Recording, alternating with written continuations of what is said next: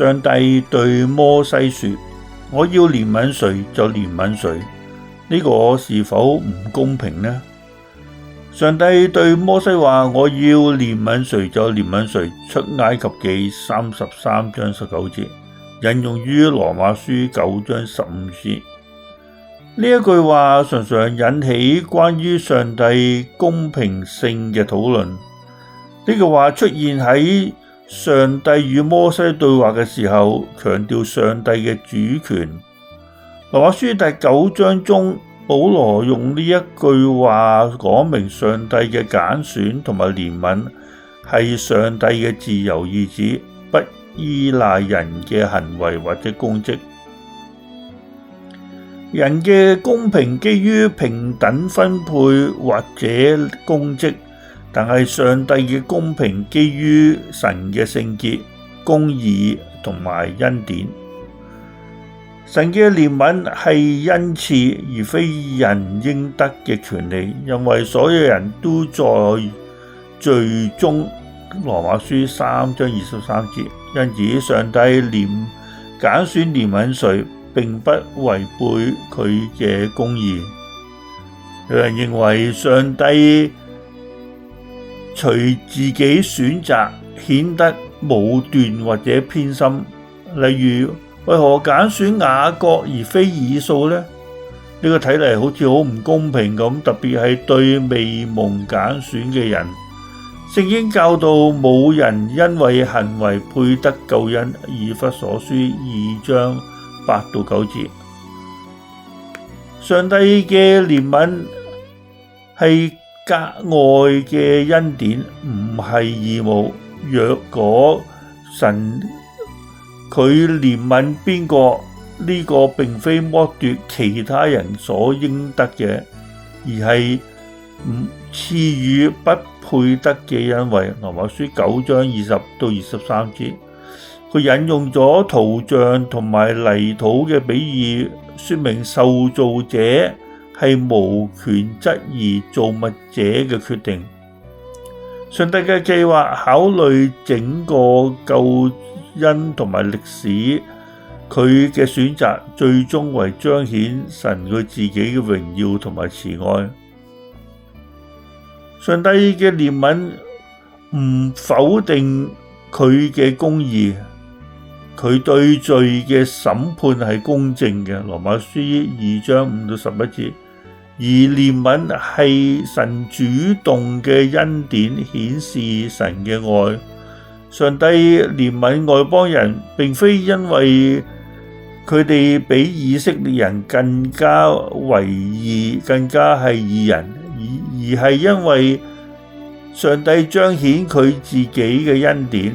羅馬書9章23到24節，以色列人因為唔信基督而未得救恩，但係呢個唔代表上帝唔公平，而係以色列人當時拒絕咗上帝提供嘅救恩。羅馬書10章9節，上帝話：我要憐憫誰就憐憫誰，係彰顯神佢嘅主權同埋恩典嘅自由。佢嘅公平超越於人嘅標準，結合咗公義與憐憫。冇人能夠因自己嘅功勞要求上帝嘅恩典，因此上帝嘅揀選唔係唔公平，而係恩典嘅彰顯。對於嗰啲未揀選嘅人，聖經強調佢哋仍然有機會因信耶穌而得到救恩。羅馬書10章13節。喺羅馬書9章入邊講到，保羅表達對同胞以色列人未接受基督嘅事情深感痛楚，佢願意為嗰啲以色列人嗰啲救恩而犧牲自己。佢提到以色列人蒙受上帝特殊嘅恩典，佢哋係神嘅選民，擁有律法、敬拜應許先祖，並且基督按肉身亦都係從以色列嘅族裔而嚟。保羅解釋上帝嘅應許並未落空，因為真正嘅以色列不是單靠血統，而係按照上帝嘅揀選。佢使法老王心硬，彰顯神佢自己嘅權能。呢個表明上帝對超越計劃或者人嘅理解。保羅回應可以質疑嘅，如果係一切由上帝決定，人為什麼要負責呢？保羅用陶像與泥土嘅比喻，說明上帝有權按佢嘅旨意塑造任何嘅人。佢忍耐罪人，以彰顯佢恩典，並且預備選民得到榮耀。保羅引用何西阿書、以賽亞書，講明外邦人蒙召成為上帝嘅子民，而以色列人只有餘數得到拯救。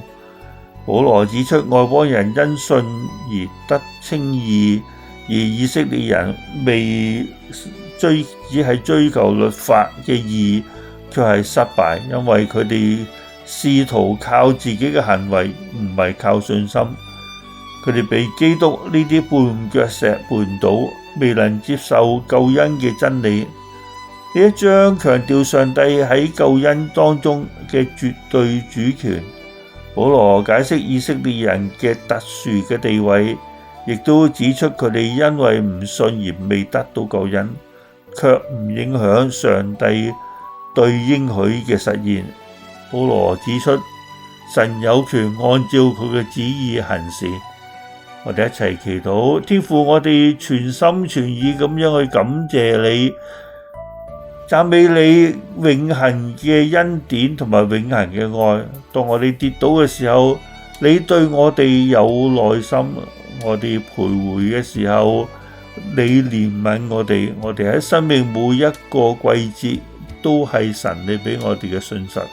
你嘅愛從未讓我哋失敗，即使使我哋徘徊，我哋呼求你，即使我哋內心覺得係唔配，但係你嘅恩典遮蓋住我哋嘅一切嘅罪惡。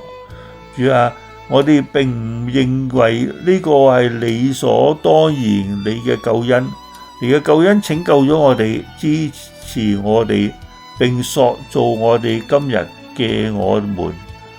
你嘅愛一直係我哋暴風雨中嘅錨，我哋喺軟弱中，你係俾我哋力量，以及喺我哋不確定嘅時候，我哋搖擺嘅時候，神你俾我哋平安。多謝你幫我哋活出恩典嘅回應，像你好似一樣咁樣去愛，並且謙卑行喺你嘅真理師當中。我哋要懷住感恩同埋讚美嘅心情，高舉呢一個祈禱，讓我哋救恩神你嘅愛而我哋歡喜快樂。我哋奉靠我哋主耶穌嘅名而求，阿門。